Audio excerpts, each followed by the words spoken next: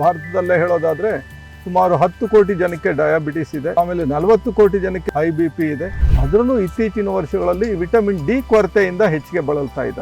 Vitamin D ಕೊರತೆಯಿಂದ ಬಳಲ್ತಾ ಇರೋ ಪ್ರತಿಯೊಬ್ಬರೂ ಸಹ ಬಹುತೇಕ ಕೊಲೆಸ್ಟ್ರಾಲ್ ಹೆಚ್ಚಿಗೆ ಆಗ್ತಾ ಇದೆ. ಫ್ಯಾಟಿ ಲಿವರ್ ಸಮಸ್ಯೆಗಳು ಬರ್ತಾ ಇದೆ. ಆಮೇಲೆ ಗ್ಯಾಸ್ಟ್ರಿಕ್, ಮನೆಯಲ್ಲೂ ಪ್ರತಿಯೊಬ್ಬರು ಇವತ್ತು ಗ್ಯಾಸ್ಟ್ರಿಕ್ ಅನುಭವಿಸ್ತಾ ಇದ್ದಾರೆ. ಮೂತ್ರಜನಕಾಂಗದ ವೈಫಲ್ಯಗಳು, ಉಸಿರಾಟ ಸಮಸ್ಯೆಗಳು.